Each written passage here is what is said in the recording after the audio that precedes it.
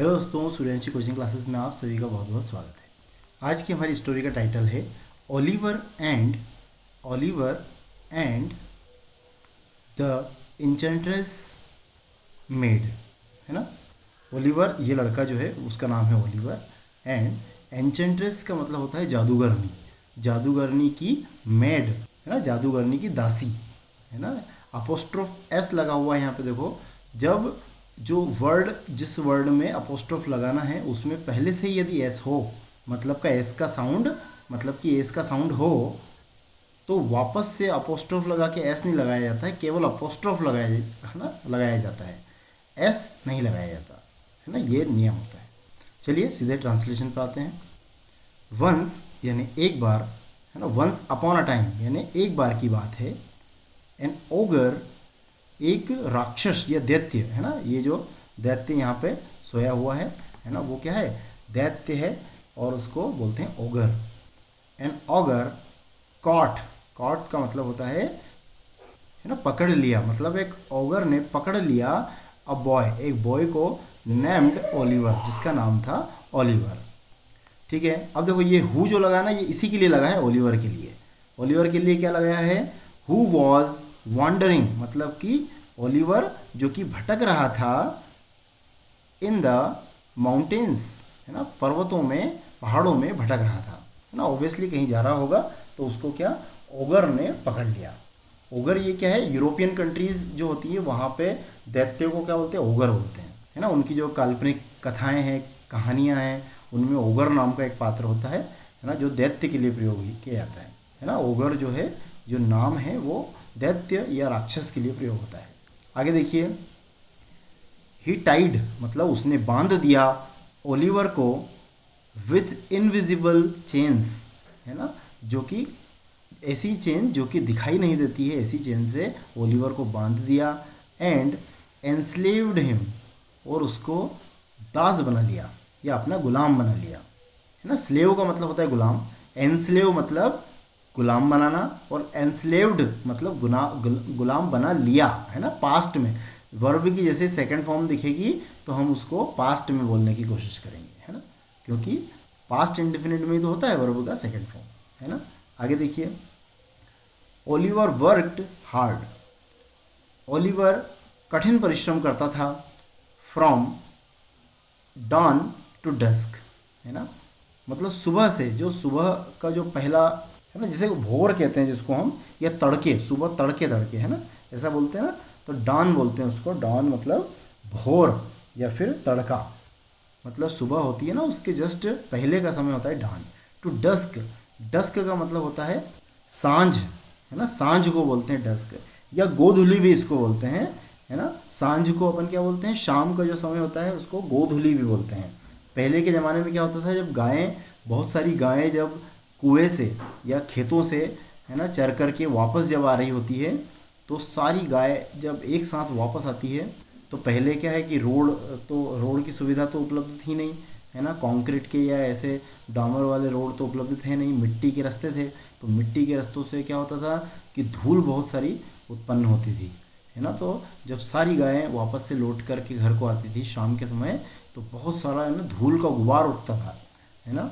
तो उसको, उस शाम के समय जो बहुत सारी धूल उड़ती थी, तो उसी समय को कहा गया गोधूली, है ना, धूल के कारण। तो गोधूली या सांझ को क्या बोलते हैं इंग्लिश में, डस्क बोलते हैं ना। ही वॉज लॉनली, वह अकेला था।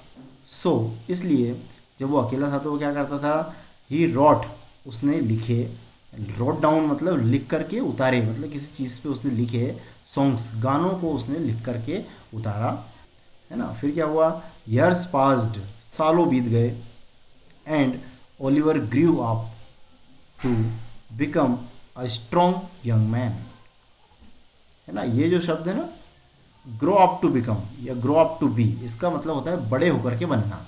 तो ओलिवर बड़े होकर के क्या बन गया, अ स्ट्रॉन्ग यंग मैन, है ना। ग्रो का पास्ट फॉर्म ग्रीव होता है, तो यहाँ पे पास्ट में ले जाने के लिए इसको ग्रीव कर दिया, है ना।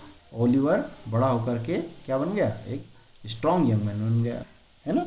ग्रीव अप, जैसे मैं बोलूँ कि I grew up to be a doctor, है ना, वह बड़ा होकर के डॉक्टर बन गया। कैसे बोलेंगे, he grew up to be a doctor, है ना, उसी तरीके से ग्रू अप टू बी या ग्रू अप टू बिकम, बड़े होकर के कुछ बनना है। आगे देखो, वन डे यानी एक दिन, व्हेन जब, द ओगर वॉज, ओगर था, साउंड एस्लीप मतलब सोया हुआ था, बहुत गहरी नींद में सोया हुआ था। साउंड का मतलब होता है बहुत ही गहराई से, है ना, गहरी नींद में, तो उसको बोलेंगे साउंड एस्लीप, है ना, जब वो बहुत गहरी नींद में था। ओलिवर हर्ड, ओलिवर ने सुना, क्या सुना, a girl singing the song, एक लड़की को सुना, जो कि अब लड़की के बारे में बताया गया है कि सिंगिंग द सॉन्ग, जो कि गाना गा रही थी या गाना गाते हुए उसको सुना। ठीक है, ही हैड रिटन, अब देखो ही हैड रिटन एक अलग सेंटेंस नहीं है, उसी में अभी डॉट नहीं आया है ना, तो इसी सेंटेंस में चल रहा है। मतलब कि ओलिवर ने गाना सुना, लड़की को गाते हुए सुना, जो कि ही हैड रिटन, जो कि वो लिख चुका था, जो कि उसने लिखा था, वही गाना गुनगुनाते हुए या गाते हुए उस लड़की को उसने सुना, है ना।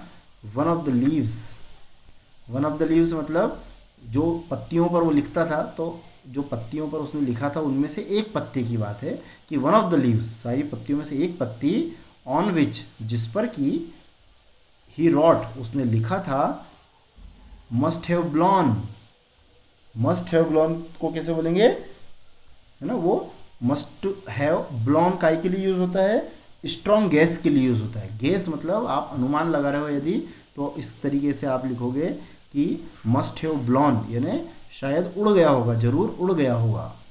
अवे यानी दूर, विद दी विंड मतलब हवा के साथ साथ वो दूर जो है उड़ गया होगा, है ना, जिस पत्ती पर उसने लिखा था, गाने लिखे थे, है ना।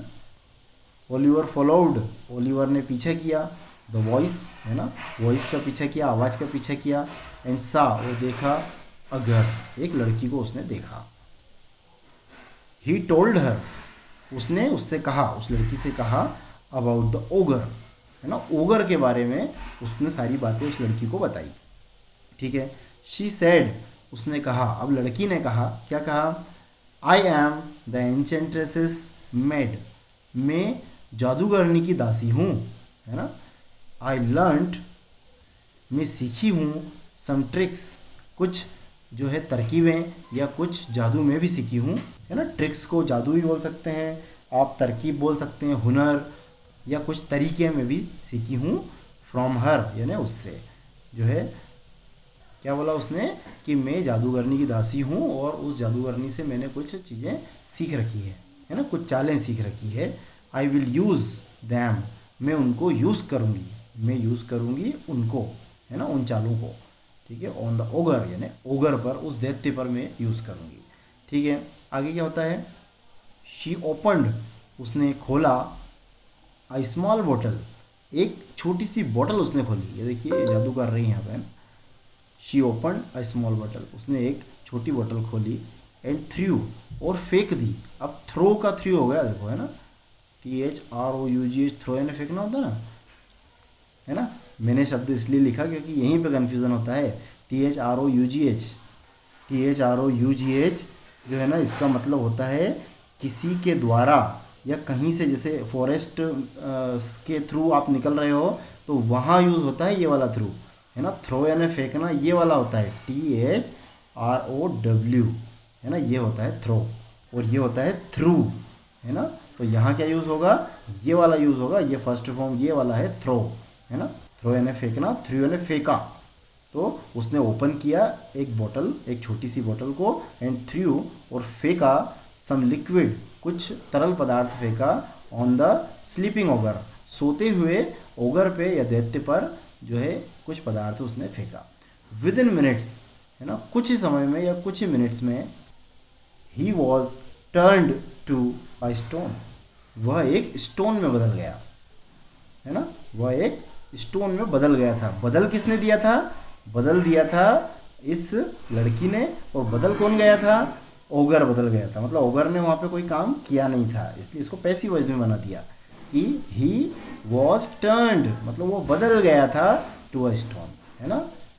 बी वर्ब के साथ वर्ब का थर्ड फॉर्म, ये होता है पैसिव वॉइस, और इसका सब्जेक्ट जो होता है वो कार्य नहीं कर रहा होता है ना, पैसिव सब्जेक्ट होता है इसमें, एक्टिव सब्जेक्ट नहीं होता है। ठीक है, अब देखो आगे क्या है, देन उसके बाद, Oliver and the girl, Oliver और वो जो लड़की थी, रेन अवे यानी वहाँ से भाग गए, दूर भाग गए। लेटर यानी बाद में, दे मैरिड उन्होंने शादी कर ली। एंड लिव्ड और वो रहने लगे या रहे, हैप्पीली खुशी खुशी रहने लगे, एवर आफ्टर। एवर आफ्टर का मतलब होता है फिर सदा के लिए, है ना, या फिर उसके बाद हमेशा के लिए वो एक साथ रहे, खुश खुश रहे, है ना। आफ्टर का मतलब होता है बाद में, एवर मतलब हमेशा, है ना, तो वो बाद में मतलब हमेशा एक दूसरे के साथ जो है हैप्पीली रहे। ठीक है, तो इस प्रकार से स्टोरी हमारी ख़त्म होती है। आशा करता हूँ कि इस स्टोरी में काफ़ी सारे वोकैब्स आप सीखे होंगे। मिलते हैं अगली वीडियो में, तब तक के लिए नमस्कार, आपका दिन शुभ हो।